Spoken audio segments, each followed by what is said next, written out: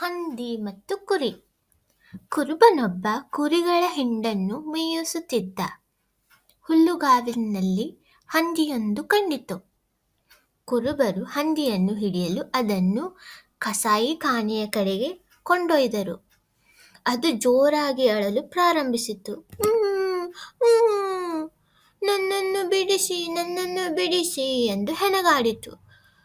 ಕುರಿಯು ಹಂದಿಗೆ ಹೇಳಿತು, ಕುರುಬನು ನಮ್ಮನ್ನು ನಿಯಮಿತವಾಗಿ ಹಿಡಿಯುತ್ತಾನೆ ಮತ್ತು ಹಾಗೆ ಎಳೆದುಕೊಂಡು ಹೋಗುತ್ತಾನೆ ಮತ್ತು ನಾವು ಯಾವುದೇ ಶಬ್ದ ಮಾಡುವುದಿಲ್ಲ.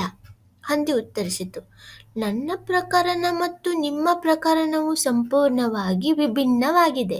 ನಿಮ್ಮ ದೇಹದ ಮೇಲಿನ ಉಣ್ಣೆಯನ್ನು ಕ್ಷೌರ ಮಾಡಲು ಅವನು ನಿಮ್ಮನ್ನು ಹಿಡಿದು ಕರೆದುಕೊಂಡು ಹೋಗುತ್ತಾನೆ, ಆದರೆ ಮಾಂಸ ತಯಾರಿಸುವುದಕ್ಕಾಗಿ ನನ್ನನ್ನು ಕೊಲ್ಲಬೇಕೆಂದು ಅವನು ನನ್ನನ್ನು ಕರೆದುಕೊಂಡು ಹೋಗಿದ್ದಾನೆ ಎಂದು ಹಂದಿಯು ಹೇಳಿತು.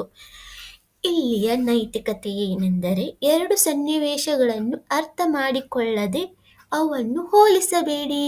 ಎರಡೂ ಸನ್ನಿವೇಶಗಳು ಬೇರೆ ಬೇರೆಯಾಗಿರುತ್ತವೆ.